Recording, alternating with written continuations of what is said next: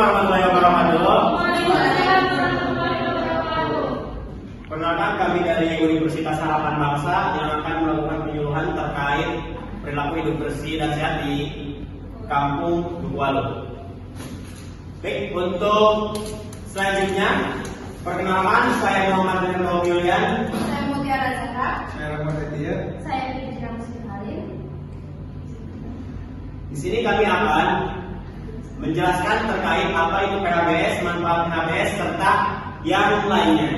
Bapak Ibu sekalian, langsung saja ke materi yang pertama yang akan dijelaskan oleh teman saya, yaitu Mutiara Zahra. Di sini saya menjelaskan apa sih itu PHBS? PHBS itu perilaku sehat adalah pengetahuan, sikap, dan tindakan proaktif untuk memelihara dan mencegah risiko terjadinya penyakit, melindungi diri dari ancaman penyakit, serta berperan aktif dalam menerapkan kesehatan di lingkungan kampus. Perilaku hidup bersih dan hidup sehat atau PHBS adalah sebuah perilaku yang dilakukan atas kesadaran sehingga anggota keluarga atau keluarga dapat menolong dirinya sendiri di bidang kesehatan dan berperan aktif dalam kegiatan-kegiatan kesehatan di lingkungan masyarakat.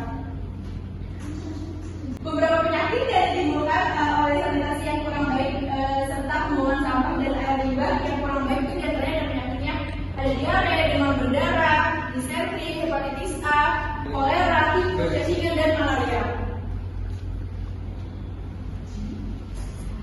Ada juga ciri-ciri rumah sehat yaitu bahan bangunan, ventilasi, cahaya, luas lantai bangunan rumah, fasilitas dalam rumah sehat.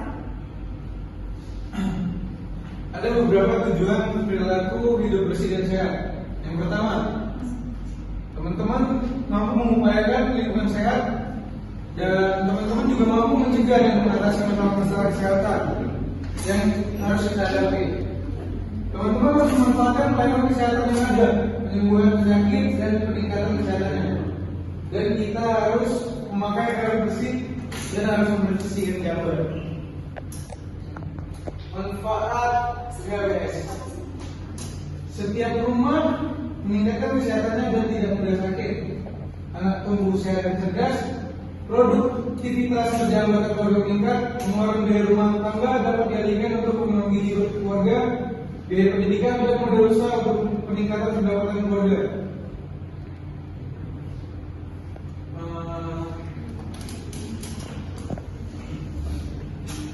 Ada beberapa indikator yang harus kita perhatikan dalam perilaku hidup bersih dan sehat.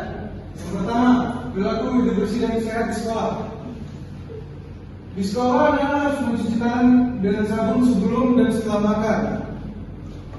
Selanjutnya, sediakan fasilitas toilet yang bersih dan sehat, buang sampah pada tempatnya, dan menurut sekolah kawasan bebas rokok. Selanjutnya adalah perilaku hidup bersih dan sehat di rumah tangga. Yang pertama adalah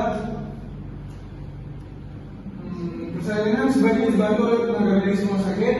Selalu berikan ASI eksklusif untuk bayi di usia 6 bulan. Gunakan air bersih dan sabun untuk mencuci tangan. Penimbangan bayi dan balita secara berkala, tidak merokok dan merokok. Gunakan air bersih untuk melakukan aktivitas apapun. Bersihkan toilet secara rutin. Berantas henti-henti nyamuk di dalam dan luar rumah. Rutin mengkonsumsi buah dan sayuran dan olahraga setiap hari. Selanjutnya, ada penerapan perilaku hidup bersih dan sehat di tempat umum.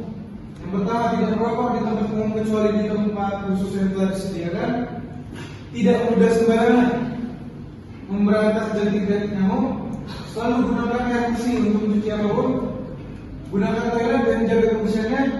Buang sampah pada tempat yang telah disediakan. Dan selanjutnya lagi ada perilaku hidup bersih dan sehat di sarana kesehatan. Jaga kebersihan toilet saat selesai menggunakannya. Selalu gunakan air bersih yang mengalir dan sabun untuk mencuci tangan sebelum masuk ke ruangan dan setelah keluar dari ruangan. Tidak merokok di area rumah sakit atau tempat sarana kesehatan umum lainnya. Membersihkan titik-titik nyamuk dan membuang sampah pada tempatnya. Ada beberapa manfaat memiliki lingkungan yang bersih dan sehat. Yang pertama, mencegah terjadinya banjir. Efisiensi kerja petugas kebersihan. Lebih mudah untuk mengungkap pelaku salah. Betah tinggal lama, bahkan jauh lebih senang. orang cenderung lebih sering mampir ke rumah bapak-bapak ibu sekalian kalau lingkungan rumah Anda itu bersih dan sehat, jauh dari penyakit dan lain-lain. Ada beberapa cara untuk mewujudkan lingkungan bersih dan sehat. Di antaranya memisahkan sampah organik dan sampah non-organik, menyediakan tempat sampah di masing-masing rumah dengan penutup agar sampah tidak bertebaran kemana-mana, tidak membuang sampah pada saluran air atau got, menanam pohon atau tanaman hijau untuk mengurangi polusi udara, mencegah nyamuk berkembang biak dengan menutup genangan air, menghindari menggantung pakaian kotor. Selanjutnya saya kembali kepada moderator. Baik, bapak-bapak, ibu-ibu sekalian, acara penyuluhan sudah selesai, alhamdulillah. Selanjutnya saya akan membagikan brosur untuk bapak dan ibu membaca terkait materi yang sudah dipaparkan tadi.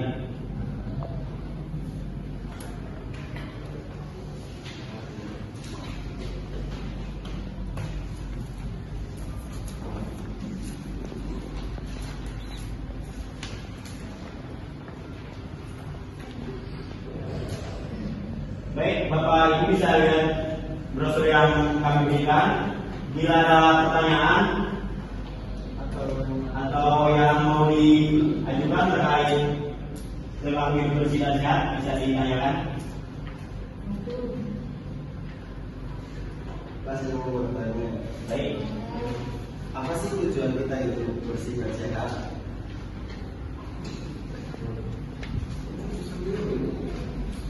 Seperti yang sudah kita sampaikan tadi, ada beberapa Pak tujuan hidup sehat itu. Yang pertama, kita bisa mengupayakan lingkungan kita sehat terus Pak. Ya. Dan kita dapat mencegah dan mengatasi masalah-masalah kesehatan yang kita hadapi. Dan lainnya, kita dapat memanfaatkan pelayanan kesehatan yang ada untuk menyembuhkan penyakit dan meningkatkan kesehatan lainnya. Ya pasti kita harus selanjutnya tujuannya air kita jadi bersih Pak, pastinya. Ya benar.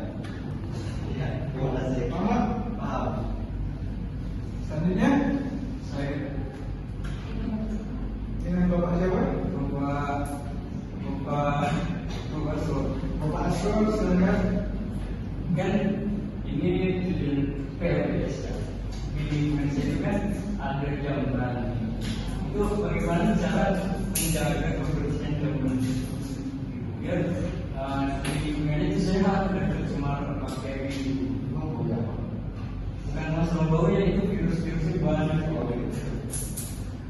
Untuk pertanyaan tadi, mungkin Bapak mengurangi yang namanya BAB di jalan. Sekarang jalannya udah modern ya Pak ya.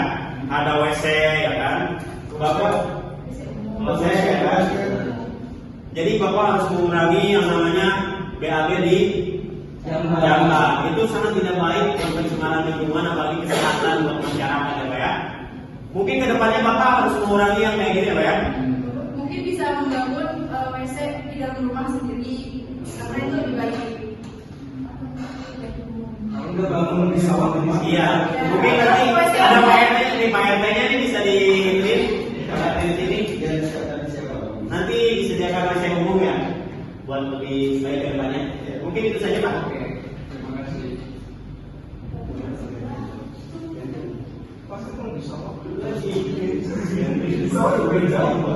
Sudah Pak? Terima kasih. Sudah? Ada yang mau menanyakan? Sudah. Terima kasih untuk pertanyaan Pak. Saya kembali ke moderator. Baik, Bapak-bapak Ibu, mungkin cukup sekian ya pemaparan materi terkait dalam hidup bersih dan sehat. Semoga kedepannya kampung Dukuwalu ini bisa hidup bersih dan sehat. Tepuk tangan untuk semuanya. Kami akhiri. Wassalamualaikum warahmatullahi wabarakatuh.